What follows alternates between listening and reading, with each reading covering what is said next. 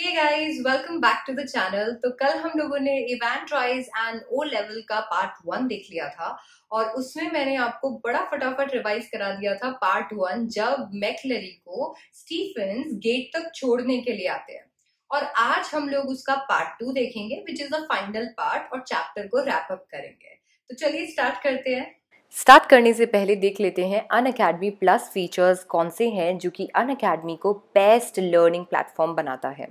तो आपको यहाँ पे सारे सेशंस लाइव मिलते हैं। आपको टॉप एजुकेटर्स की मदद से पूरा स्ट्रक्चर्ड नोट्स के थ्रू पढ़ाया जाता है, जिनको आप इजीली डाउनलोड कर सकते हैं। रेगुलर टेस्ट आपके लिए जाते हैं, वीकली टेस्ट लिए जाते हैं। हर एक टाइम पे आपको बैचेस यहाँ पे मिल जाएंगे, तो आपको बिल्कुल टेंशन नहीं है if you are not comfortable with some particular time.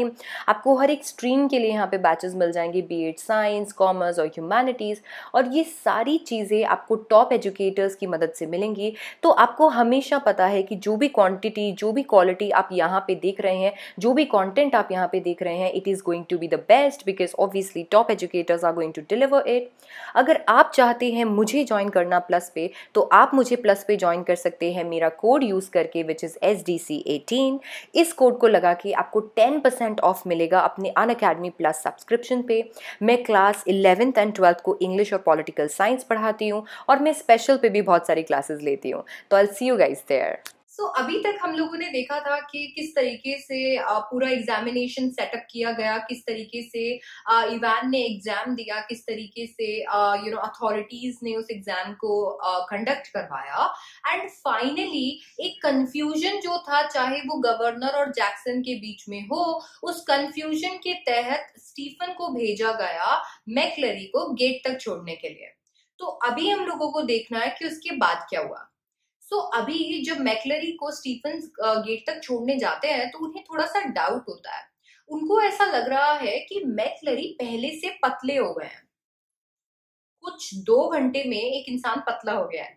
उनको ऐसा लगता है कि मैकलरी पहले से पतले हो गए हैं, और साथ ही साथ उनको ये लगता है कि मैकलरी का एक्सेंट बदला हुआ है। बट वो चीजें उतनी नोटिस करने वाली नहीं थी जितना कि स्टीफन ने उनके ऊपर गौर किया।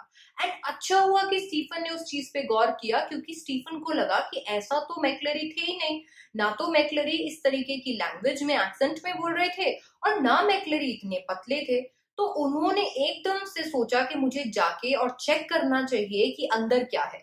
और जैसे ही वो रूम में गए चेक करने के लिए, इवान के सेल में गए चेक करने के लिए, तो उन्हें दिखता है कि वहां एक इंसान है जो बैठा हुआ है, जिसके सर से बहुत तेज खून आ रहा था। तो एकदम ब्लड पूरी जगह पे हो रखा था, बहुत इंजर्ड एक इंसान वहां पे बैठा हुआ था। स्टीफन उस इंसान को समझ लेते हैं मैकलरी, और बोलते हैं कि क्या हुआ। तो बोला कि मुझे इवांस ने मारा है, और इवांस यहाँ से भाग चुका है। इवान था जिसको आप बाहर तक छोड़ के आए हैं, और उसने मुझे मारा, उसने मुझ पे मुझे इंजर किया है यहाँ पे।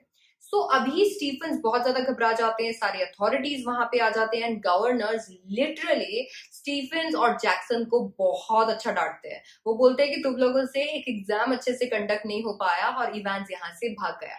तो चलिए देखते हैं इसके बाद क्या हुआ। तो जब अभी मैकलरी इंजर्ड अंदर बैठे हुए हैं, और गवर्नर उनसे पूछने के लिए आते हैं कि क्या आप मुझे थोड़ा बताएंगे कि एग्जैक्टली हुआ क्या था। तो गवर्नर को मैकलरी बोलते हैं कि आपको उतना ज्यादा टेंशन लेने की जरूरत नहीं है, आप मुझे छोड़िए, आप वहां पे उन शीट्स को देखिए, फोटोकॉपी शीट्स को देखिए जो सुपर इम्पोज की गई है क्वेश्चन पेपर के पीछे।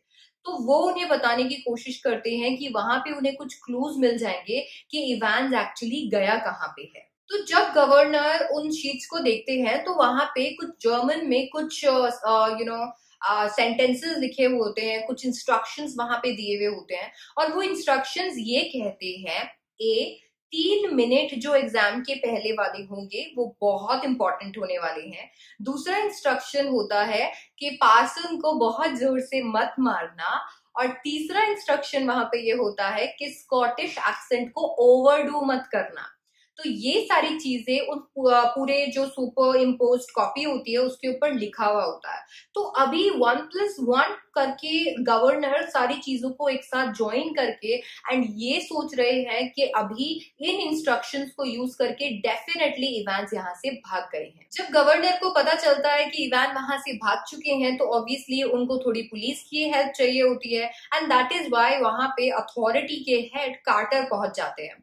कार्टर को मैक्लेरी बताते हैं कि इन सारी चीजों को देखते हुए मैं ये कह सकता हूँ कि जरूर जो इवांस है वो एल्सफील्ड वे की तरफ गए होंगे और वो बोलते हैं कि आपको वहां जाके उन्हें सर्च करना चाहिए।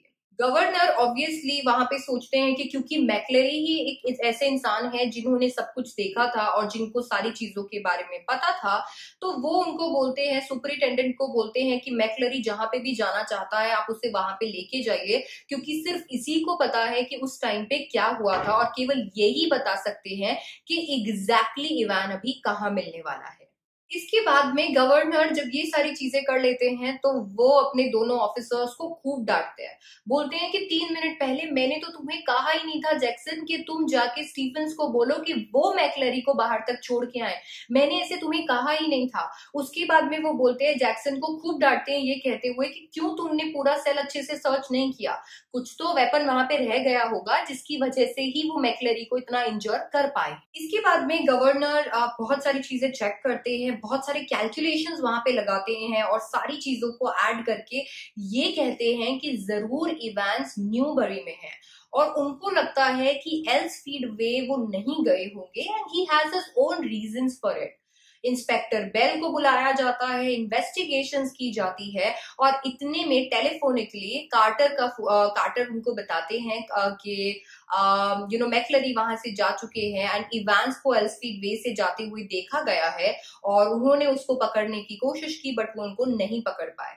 तो अभी सारी चीजें समझ में आ रही है बट जो गवर्नर है वो भी सुपरिटेंडेंट कार्टर को ये चीज समझाते हैं कि आप प्लीज एल्सफील्ड वे पे ना ढूंढ के उनको न्यूबरी के साइड में देखिए बिकॉज जरूर वो वहां पे गए होंगे। इसके बाद गवर्नर जब कार्टर से पूछते हैं कि क्या तुमने मैक्लेरी को देखा, तो उन्होंने बोला कि मैक्लेरी को मैं हॉस्पिटल लेके गया था और फिर जब मैंने पूछा कि वो हॉस्पिटल में है क्या तो बताया गया कि वो भी वहां से भाग गए हैं। तो सारी चीजें काफी ज्यादा फिशी लगती है, ऐसा लगता है कि ये हो क्या रहा है, मैक्लेरी को हॉस्पिटल ले जाया गया, मैक्लेरी वहां से भाग चुके, एग्जैक्टली प्लान क्या है। सो गवर्नर को लगता है कि डेफिनेटली यहाँ पे कुछ तो फिशी है, something is fishy about McCleary and Evan and McCleary being injured and McCleary going to the Radcliffe hospital, running away from there. So now he thinks about another way. He started looking for another thing. And इसीलिए वो बोलते हैं कि एक बार मैक्लेरी जरूर अपने घर गया होगा, एक बार उसके घर पे चल के देखते हैं। जब वो घर पे पहुंचते हैं तो पता चलता है कि असली मैक्लेरी तो वहां पे 8:15 से ही बंधा हुआ है। कुछ लोग आए थे, उन्होंने उनको हिट किया और वहीं पे बंधा हुआ छोड़ दिया है। मतलब जिस मैक्लेरी को स्टीफन ने अंदर वेलकम किया था, स्टीफन जिनको छोड़ के आए थे वो मैक्लेरी थे ही नहीं। असली मैक्लेरी तो अपने अपार्टमेंट में 8:15 से बंधे हुए थे। अब गवर्नर को और ज्यादा चीजें क्लियर हो रही है एंड मन ही मन गवर्नर एक्चुअली इवान के पूरे आइडिया को, इवान की पूरी स्ट्रैटेजी को प्रेज भी कर रहे हैं। इसी टाइम पे इवान का एक एपिसोड है जिसके अंदर इवान आराम से खाना खा रहे हैं, अपने बालों को एकदम अच्छे से उन्होंने सेट किया हुआ है, सारी चीजें हो रही है। अभी यहाँ पे इवान अपने आप को बहुत ज्यादा अच्छा समझ रहे हैं क्योंकि इवान सोच रहे हैं कि मैं बहुत लकी था कि जैक्सन ने उनसे उनका हैट नहीं उतरवाया। ना ये पार्ट जो है स्टोरी का, इसके अंदर इवान पूरा प्लान आपको बताने वाले हैं। तो जो सारा पार्ट आपको, चाहे पार्ट 1 हो चाहे पार्ट 2 हो, उसके अंदर जो भी चीजें थोड़ी सी अजीब सी लग रही थी, ऐसा लग रहा था कि ये स्टोरी किस डायरेक्शन में जा रही है, वो एक्चुअली अभी क्लियर होगा। सो अभी यहाँ पे इवान्स सोच रहे होते हैं कि अच्छा हुआ जैक्सन ने उनसे वो हैट नहीं उतरवाया, क्योंकि अगर वो हैट उतार देते तो उनको पता चल जाता कि उन्होंने अपने सर को शेव किया हुआ है। अच्छा हुआ अगर जैक्सन ने वो हैट नहीं उतरवाया, अगर बाय चांस वो उठा देते तो उन्हें पता चल जाता कि इवान्स कुछ और प्लान कर रहे हैं। ये सारी चीजें वो सोचते हुए जा रहे हैं। अपने रिसेप्शनिस्ट को उन्होंने अच्छा सा विंक किया है, वो फ्लर्ट कर रहे हैं और फिर सीधा पहुंच जाते हैं अपने रूम में। जब वो अपने रूम में पहुंचते हैं तो इवान शॉक हो जाते हैं, क्योंकि वहां पे उन्हें मिल जाते हैं गवर्नर। ना गवर्नर ने इन सारी चीजों को परख लिया था और इसीलिए गवर्नर सारी चीजों को, चाहे वो कोड नंबर हो, सुपर इम्पोजिशन शीट हो, चाहे कुछ भी हो, सबको एड अप करके उन्हें पता चल गया कि वो कौन से होटल के कौन से रूम में होने वाले हैं। और वो वहां पे पहुंच जाते हैं। Evans is little bit shocked and seems nervous also.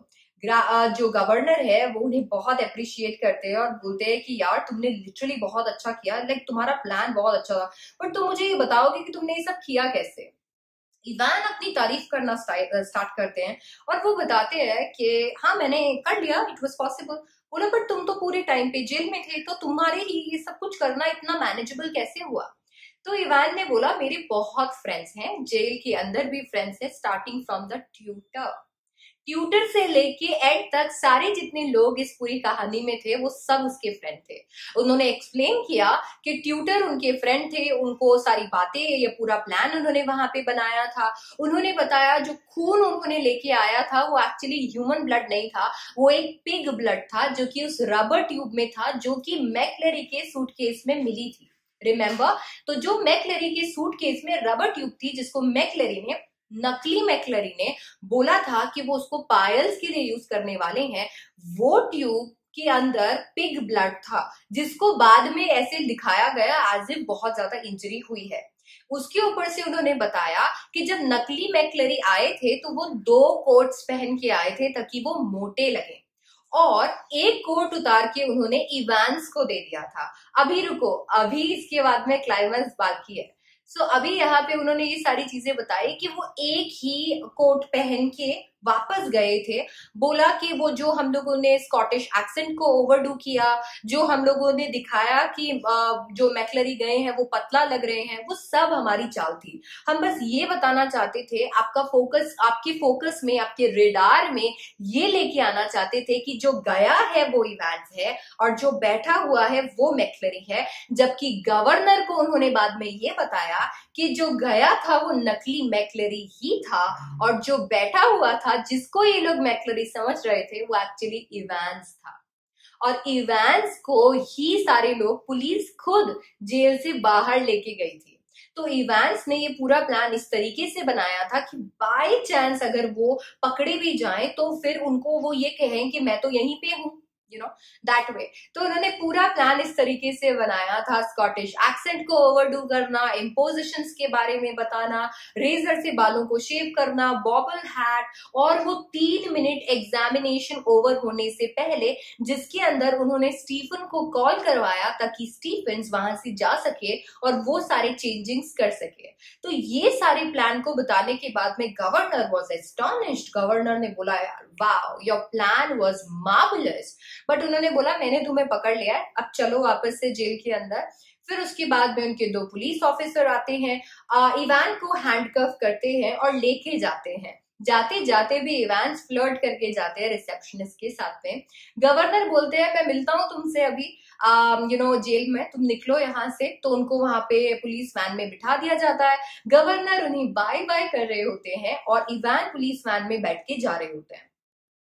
यहाँ पे स्टोरी खत्म नहीं हुई।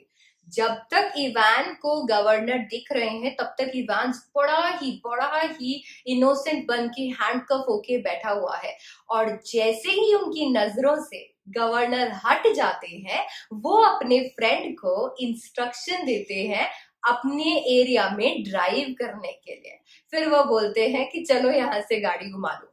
वो इसीलिए क्योंकि वो उस पूरे वैन में जितने लोग बैठे थे वो भी वैन के फ्रेंड थे। So that is the entire chapter थोड़ा सा ट्विस्ट आपको इसलिए लेके आता है क्योंकि आपको यहाँ पे ये समझना जरूरी है कि असली मैकलरी अपने घर पे थे, नकली मैकलरी को लाया गया था, जो गया वो नकली मैकलरी ही थे, जो बैठे थे वो इवांस थे, ना कि मैकलरी। टू मच मैकलरी, तो इतने सारे मैकलरी की वजह से ये चैप्टर थोड़ा सा कंफ्यूजिंग हो जाता है। आई होप आपको ये चैप्टर समझ में आया होगा। मैं इस पूरे चैप्टर को डिटेल में पढ़ाने वाली हूँ स्पेशल क्लासेस में, which are the free classes. पूरे चैप्टर को डिटेल में 1 by 1 through NCERT special classes में मैं कवर करने वाली हूँ। अगर आप चाहते हैं तो आप मुझे अनअकैडमी पे ज्वाइन कर सकते हैं, मेरी स्पेशल क्लासेस को वहां देख सकते हैं। टाइमिंग्स वगैरह के बारे में आपको सब पता चल जाएगा। अगर आपको ये वीडियो सीरीज पसंद आई और अगर आप चाहते हैं कि मैं और नए चैप्टर्स लेके आऊं और सारे चैप्टर्स का रिवीजन आपको इसी तरीके से कराती रहूं, तो आपको वीडियो को लाइक करना पड़ेगा, चैनल को सब्सक्राइब करना पड़ेगा, कमेंट करने पड़ेंगे अपने ओपिनियंस, और साथ ही साथ मुझे ज्वाइन करना पड़ेगा अनअकैडमी पे। और मैं आपसे मिलती हूँ नेक्स्ट वीडियो में। बाय।